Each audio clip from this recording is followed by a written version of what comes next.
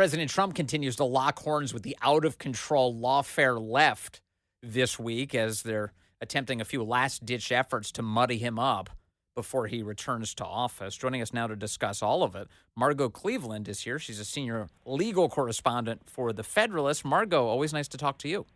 Oh, thanks. You too, Vince. Okay, so we've got, I guess, I want to start with Jack Smith and Merrick Garland. Sure. Because this week, Eileen Cannon, the federal judge down in Florida, basically, she issued outright an order telling Merrick Garland and company that the United States Department of Justice is not allowed to release any element of a report about Donald Trump or his co-defendants until an appeals court resolves whether or not Jack Smith is even constitutionally appointed to the role. Is that right? Well, mostly there's one added dimension to that, which is she also recognized that Trump's team had sought a stay with the 11th Circuit. So she made her order contingent on whatever the 11th Circuit decides to do on the stay, and put in there, and then for 3 days later. In other words, if the 11th Circuit denies the stay, hers is going to stay in effect for 3 days to allow Trump to go up to the Supreme Court and see what happens there. And I really think the reason that she did this was that she didn't want Garland or the special counsel to start releasing the report before the 11th Circuit could rule. And if they do now, they're going to be in contempt of her order.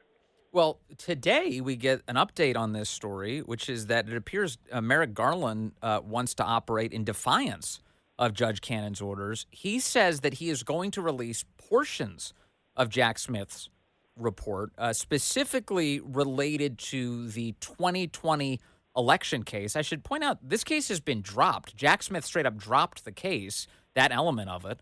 And yet Merrick Garland says he wants to release that portion of Jack Smith's report. Correct me if I'm wrong, but didn't Judge Cannon say that the entirety of the report is forbidden from coming out until the 11th Circuit handles this? Correct. And so that is surprising to me because he's bound by it. Now, again, with law, there's always this caveat, asterisk, footnote, which is once the appeal was taken to the 11th Circuit, an argument can be made that she has no authority anymore. What it does is it usually strips the lower court. So Garland could very much argue, well, she didn't have the power to enter that order, and because of that, I can just ignore it. That is a very risky proposition to have. Yes. He should really think twice about that because, one, if he's wrong, it would be contempt against him, and she could do a criminal contempt. And two, it really shows kind of a lack of respect of going through the process. If he thinks she lacked jurisdiction, then he has to challenge her ruling to the 11th Circuit. You don't just ignore it. Well, and it's also a very brazen step taken Yes. by the party that claims that they're trying to uphold the rule of law. The Attorney General of the United States is telling a federal judge, up yours, I'm not going to listen to your order, and I'm going to do whatever I want. That's quite a statement from the party that pretends like Donald Trump is the one who's out of control. Right. It absolutely is. And the one point that I would also add, and I was not aware of this until I read the appellate filing for stay, the case actually is not over. It's over against Donald Trump. Yes. But the indictment is still against what have been portrayed as his co-conspirators, which is why you have these two defendants saying this report can't come out because it will deny us our due process rights. It will deny us a Yes. fair trial. And that's why that has to be stayed. Yeah. And these are the poor. These are the poor people who just they work for Donald Trump. They help him. They help him out on his property, specifically Mar-a-Lago. Walt Nauta and Carlos de Oliveira. These two men. One of them is his valet. The other is his property manager. They're having their lives destroyed right now by the United States Department of Justice and Jack Smith simply because they work for Donald Trump. And the Justice Department doesn't even seem to care that they're going to be trampling all over their rights as they fight this process out by releasing a public report that would be designed to prejudice anybody's view towards both of these defendants. Absolutely. And 2 points on that I think are just pretty intriguing. One, think about the gag order that was put about President Trump to prevent him from somehow causing some influence on the jury. If the special counsel's report comes out, that is going to be covered by everyone in excruciating detail. Right. And the second point here, as these 2 defendants presented to the 11th Circuit, even if you redact everything about their names, Smith has gone against them as being co-conspirators. So everything that comes out is going to be, in the public's eye, held against them as well. Yes. So I think they have a really solid argument that we can't have this come out while they are still in jeopardy of criminal prosecution. Also, what else could they possibly put in a public report that would be that would be new information? Everything we've seen so far from Jack Smith, we've seen tons of public court filings on this subject. We've seen endless headlines on this subject. Obviously, I've maintained throughout that's all been just ridiculous and lawfare. But what more could they do other than nicely bind it and then release it with some theatrical language to try and muddy up Trump before he comes into office?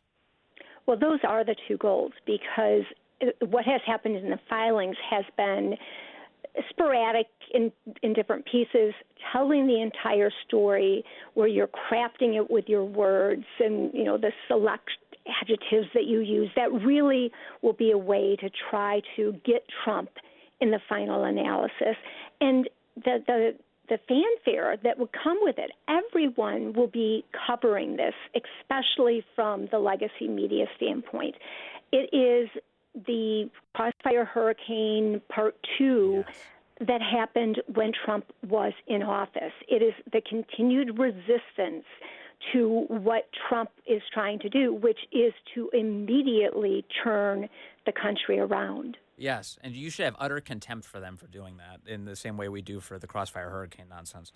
So we're prepared when it all comes out. Let me move to another issue, Manhattan. Sure. That's where President Trump has been fighting to basically get rid of this entire bookkeeping case against him brought by Alvin Bragg and overseen by the Judge Wacky Juan Merchan, who is trying to impose a sentencing on President Trump this Friday. Now, this has been the subject of a flurry of court filings this week. I won't go over all of them, but that includes President Trump this morning asking the United States Supreme Court to intervene. Now, this is obviously a state case. Alvin Bragg was apparently reliant on his interpretation of federal law in order to structure this case. How can the United States Supreme Court get involved? Where do they have a role here? And could President Trump succeed, Margot? So your last question first, he absolutely could succeed. And the reason it can go to the Supreme Court is Trump is basing his arguments on the idea of presidential immunity that comes from the federal Constitution. So even though the prosecution is based on a supposed violation of state law, he is alleging a defense of federal immunity. And that is something that only the Supreme Court in the final analysis can speak on. And here I would add one new development that has hit that you probably haven't had a chance to see. Justice Sotomayor actually ordered the defendants, or in this case, the respondents, which would be the DA, to respond by 10 a.m. tomorrow to Trump's motion for a stay. And I think that's going to be a key development. And here, let me explain why. I don't think the Supreme Court wants to have to rule on this, but I think they will if necessary. And I think when Justice Sotomayor put that out there, what that did is it told the New York courts, if you guys don't act, we're going to.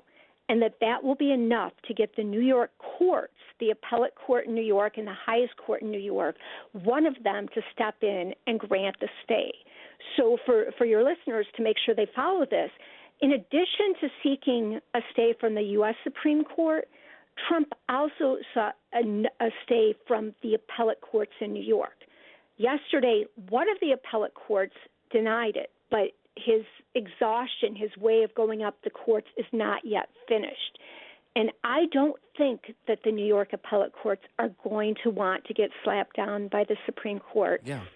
And I think that Justice Sotomayor's order, or that they have to respond, is going to prompt the New York courts to step in and stay it. Because the basics here, in this Alvin Bragg brought ridiculous case against Trump, some of the evidence that they introduced in the courtroom was when President Trump was in office as the 45th president of the United States. They were talking about him signing checks while he was the president of the United States, activity, conversations he had with White House staff members.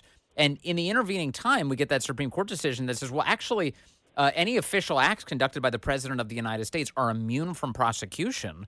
And so President Trump's legal team goes back to Juan Merchan and says, hey, this case is illegitimate. You're using a bunch of evidence that the court just said is immunized. And Juan Merchan, as I understand it, basically says, it doesn't matter. I don't really care that much. We're gonna consider the guilty verdict sound, and we're gonna move to sentencing. Is that right? Absolutely. And here, it wasn't actually just the jury. The jury heard this evidence, but so did the grand jury. And that is another reason that the Supreme Court, if it has to, I think will act. The evidence that came in under the Supreme Court's precedent should not have come in. It shouldn't have been used before the grand jury. It shouldn't have been used before the jury. And that same case, the same case that the Supreme Court looked at, it was Trump versus the United States. It dealt with one of the special counsel's cases. It also spoke of you can't use it as evidence. Not just you can't charge them for a crime for doing it, but the evidence stays out. And it made clear that this idea of immunity is not just immunity from conviction, it's immunity from prosecution. And all of that goes to the idea that you have to resolve this question now. You don't go through the whole process, convict, sentence, and then say, oops, we screwed up. Yes. That defeats the idea of precedential immunity. But I would also add there's a second argument that Trump's attorneys are making, which is he has immunity through this transition period, not just once he's sworn into office. And this has never been decided by the Supreme Court before, but I think they've got a really strong argument here because theoretically, if there was no immunity, Trump could be sentenced to prison until the moment he is inaugurated. There's no way that can work in our constitutional system. Because it would kneecap his ability to prepare for the job that voters just sent him to. And it seems to me that the court's been really clear to the extent that we have immunity for the president of the United States, both civil and criminal. It's designed to make it so that they have the widest latitude possible to execute the vision of the country in a dynamic way without concern of being paralyzed by your political detractors, awful political prosecutors, or people who are trying to get in the way of the agenda of the American people.